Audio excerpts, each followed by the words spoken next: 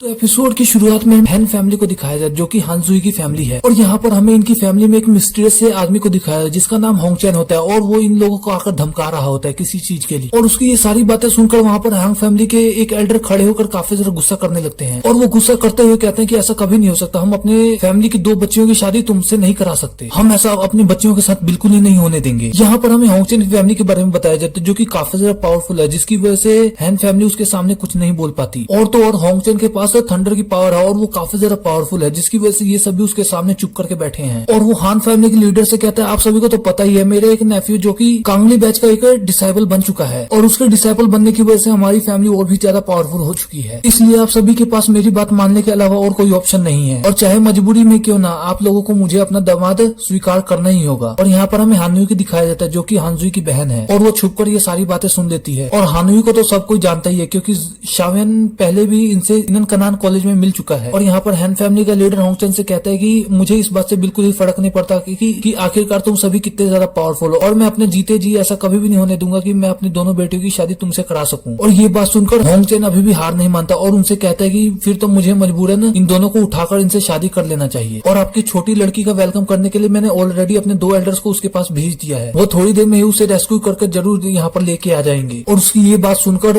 हैन family के leader और वहाँ के एल्डर काफी ज्यादा हैरान हो जाते हैं। और वहीं दूसरी तरफ हानुई को भी अपनी बहन की काफी ज्यादा फिक्र होने लगती है। और फिर सीन शिफ्ट होता है, हमें सीधे शावेन को दिखाया जो कि एक कैरेज के अंदर बैठकर अपनी प्रैक्टिस कर रहा होता है और वो यूं ही प्रैक्टिस कर ही रहा होता है तभी उसके पास अचानक से ही काफी ज्यादा स्पेस क्रैक्स ओपन होने लगते हैं। और शावेन इसको चेक करने के लिए अपना हाथ एक पोर्टल के अंदर डालता है, तभी उसका हाथ दूसरे पोर्टल से उसके पास आने लगता है। और शावेन ये देखकर काफी ज्यादा खुश होता है क्योंकि उसके पास अब यहाँ पर स्पेस की पावर भी आ चुकी है। और इस शावेन के साथ ऐसा इसलिए हुआ क्योंकि लास्ट टाइम जब शावेन उस स्पेस पोर्टल से गिरा था तो उसकी बॉडी ने वहाँ की स्पेस पावर को थोड़ी सा अपने अंदर कंज्यूम कर लिया, जिसकी वजह से शावेन को ये पावर मिली। और शावेन ये सब सोचकर मन ही में हो ही रहा होता है तभी पीछे बाहर से हानजुई उसको आवाज देती है और उसकी आवाज सुन शावेन तुरंत ही अपनी सारी पावर छुपा लेता है। और वहीं हानजुई भी शावेन के कैरेज में आते हुए उसे पानी की बोतल देती है और उसे कहती है ये तुम पी लो। और वो शावेन से उसका हालचाल पूछती है जिस पर शावेन भी पानी पीते हुए उसका अपना हालचाल सब सही बताता है। और हानजुई शावेन को ये बात भी बताती है कि वहाँ उस स्नेक वैली में वो मिस्टीरियस मास्टर हमारी मदद ना करता तो हम सभी वहाँ पर जान से मारे जाते। लेकिन मुझे ये बात कब से सताई जा रही है कि आखिरकार उस मास्टर हम सभी की बेवजह ही क्यों मदद, जिस पर शावेन उसे समझाते हुए कहता है कि इस दुनिया में अच्छे लोग भी हैं, बिना किसी लालच के दूसरों की मदद करना पसंद करते हैं और एग्जाम्पल में तो सबसे आगे तुम ही हो, तुम मुझे जानती भी नहीं हो लेकिन तुमने मुझे ऐसे उठाकर मेरी मदद की बिना कुछ मेरे बारे में जाने हुए। और वो शावेन की ये सारी बातें सुनकर काफी ज्यादा खुश होती है और शावेन से पूछती है कि आखिरकार तुम्हारी अब इंजरीज कैसी हैं। और वो शावेन का हाथ पकड़ते हुए अपनी पावर्स का इस्तेमाल करते हुए शावेन की सभी इंजरीज को चेक करना शुरू कर लेती है। और यहाँ पर हानजुई शावेन को कहती है कि वैसे तो जोंगजाओ कॉन्टिनेंट काफी ज्यादा खतरनाक है, तुम्हें अकेले यहाँ पर ट्रेवल नहीं करना चाहिए, तुम यहाँ पर जरूर किसी न किसी बड़ी मुसीबत में फंस जाओगे। और उसकी ये सारी बातें सुनकर शावेन उससे कहता है कि जोंगजाओ कॉन्टिनेंट में जाने के लिए मैं अपने दोस्तों के साथ ट्रेवल कर रहा था और ये सब हादसा मेरे उसी स्पेस पोर्टल में हुआ जहाँ से मैं और मेरे सभी दोस्त जा रहे थे, टोर्नेडो के साथ हो गया जिसकी वजह से हम सभी वहाँ से काफी ज्यादा बिखर गए। और उसके बाद की सारी कहानी तुम्हें पता ही है। और वो शावेन की सारी बातें सुनकर काफी ज्यादा खुश होती है और वो तुरंत ही शावेन के हाथ से अपना हाथ हटा लेती है क्योंकि अब उसे पता लग गया होता है कि आखिरकार शावेन की अभी इंजरीज काफी ज्यादा गहरी है और उन्हें भरने में काफी टाइम लगेगा। और वो मन ही में सोचते हुए कहती है कि शावेन वो मिस्टीरियस आदमी नहीं हो सकता क्योंकि इतने ज्यादा गहरे जख्मों के साथ कोई भी ऐसी पावर का इस्तेमाल नहीं कर सकता। और वो शावेन से खुश होकर कहती है कि तुम्हें अपना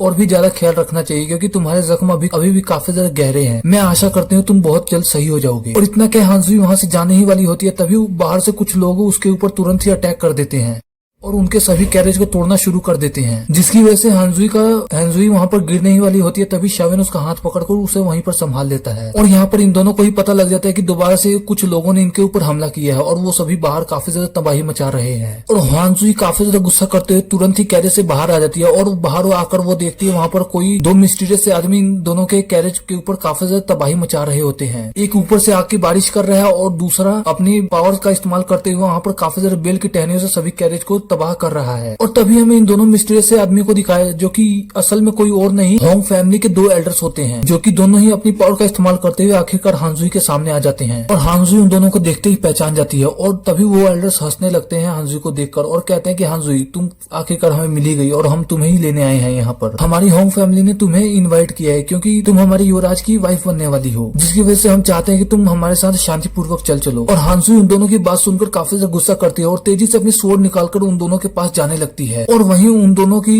पावर काफी ज्यादा होने की वजह से वो दोनों ही अपनी पावर का इस्तेमाल करते हुए हांजुई को दूर कर देते हैं और एक अपने बेल के पावर से उसको जकड़ लेता है। और हांजुई को यूं ट्रैप में फंसता हुआ देख हांजुई के सभी सर्वेंट्स उसको छुड़ाने के लिए तेजी से उसके पास जाने लगते हैं, लेकिन वो सभी काफी ज्यादा कमजोर है और वो सभी हांजुई को नहीं बचा सकते। वो सभी इतने ज्यादा क्वालिफाई नहीं है कि वो सभी इन दोनों फाइटर से लड़ सके। और अंदर शावन भी कैरेज के अंदर बैठकर ये सब सुन रहा। शावन को ये सारी बातें पता लग जाती हैं। वो भी अच्छी तरह से समझ जाता है कि आखिरकार अब मामला काफी ज्यादा बढ़ चुका है और ये सभी अब कुछ नहीं कर सकते। मुझे लगता है मुझे बाहर जाकर इन सभी की मदद करनी ही होगी। और यहाँ पर वो दोनों एल्डर्स हांजुई को अपनी तरफ खींचकर धीरे धीरे ला ही रहे होते हैं। तभी अचानक से शावन अपनी पावर का इस्तेमाल करते हुए तेजी से उस कैरेज के अंदर से बाहर निकलते हुए इन दोनों के पास पहुंच जाता है। और यहाँ पर शावन की पावर काफी ज्यादा तेज होने की वजह से शावन इतनी तेजी से आता है कि आखिरकार उसे कोई देख भी नहीं पाता और तेजी से आते हुए वहाँ पर एक एल्डर के मुंह पर पंच मार देता है। और साथ ही साथ शावन ने यहाँ पर मिर्जावी को भी आजाद करा लिया होता है, जिसकी वजह से वो ऊपर से नीचे गिरने ही वाली होती है। तभी शावन अपनी विंग्स को इस्तेमाल करते हुए उन्हें हवा में ही पकड़ लेता है और जमीन पर आसानी से लेके आ जाता है। और वो हांजुई से पूछता है कि आखिरकार तुम ठीक हो। और शावन का जवाब देना सही नहीं समझती और वो काफी ज्यादा खुश होकर कहती है कि मुझे आखिर पहले से ही पता था कि आखिरकार तुम वो मिस्टीरियस मास्टर और कोई नहीं तुम ही हो, तुमने ही हमारी मदद की थी वहाँ पर। यहाँ पर मिर्जावी के सभी डिसाइबल्स भी शावन की ये पावर देखकर काफी ज्यादा खुश होते हैं और शावन सभी डिसाइबल्स की ओर देखते हुए कहता है कि हम लोग इस बारे में बाद में बात करेंगे। और इतना क्या शावन अपनी पावर का इस्तेमाल करते हुए धीरे धीरे दोनों ही उन दोनों एल्डर्स की तरफ बढ़ना शुरू कर देता है। और वो दोनों एल्डर्स शावन को देखते हुए काफी ज्यादा खुश होते हैं और कहते हैं कि हमें लगता है कि तुम पहली बार तियानबे सिटी आ रहे हो, तुम्हारी स्ट्रेंथ सच में काफी ज्यादा तारीफ करने लायक है। और शावन उन दोनों को काफी ज्यादा गुस्से में कहते हैं कि तुम दोनों अपना मुंह उठाओ और यहाँ से दफा हो जाओ। और वो दोनों शावन की बात का जवाब नहीं देते और उसे कहते हैं कि शायद तुम्हें पता नहीं कि आखिरकार हमारी होंग फैमिली कितनी ज्यादा पावरफुल है। हमें नहीं लगता कि आखिरकार तुम्हें होंग फैमिली के बारे में कुछ पता है और यदि तुम्हें नहीं पता तो तुम्हें यहाँ पर किसी के मामले में ऐसे टांग नहीं अड़ानी चाहिए, तुम यहाँ पर चुपचाप जा सकते हो। और वो अपनी बात कंप्लीट कर पाता है। शावन उससे पहले उसे कहते हैं कि मैंने कहा तुम सभी यहाँ से दफा हो जाओ। और शावन का इतना एरोगेंट बिहेवियर देखकर वो एल्डर काफी ज्यादा गुस्सा करता है और तेजी से शावन की तरफ बढ़ने लगता है। और शावन मिस हांजुई से कहता है कि तुम सभी जाकर आराम करो, मैं इन दोनों को ठिकाने लगाकर अभी आता हूँ। इतना क्या शावन तेजी से उन दोनों एल्डर्स की तरफ बढ़ना शुरू कर देता है और शावन को इतना ज्यादा एटीट्यूड देखकर वो एल्डर्स काफी ज्यादा गुस्सा करते हैं और वो दोनों एल्डर्स ही अपनी पावर का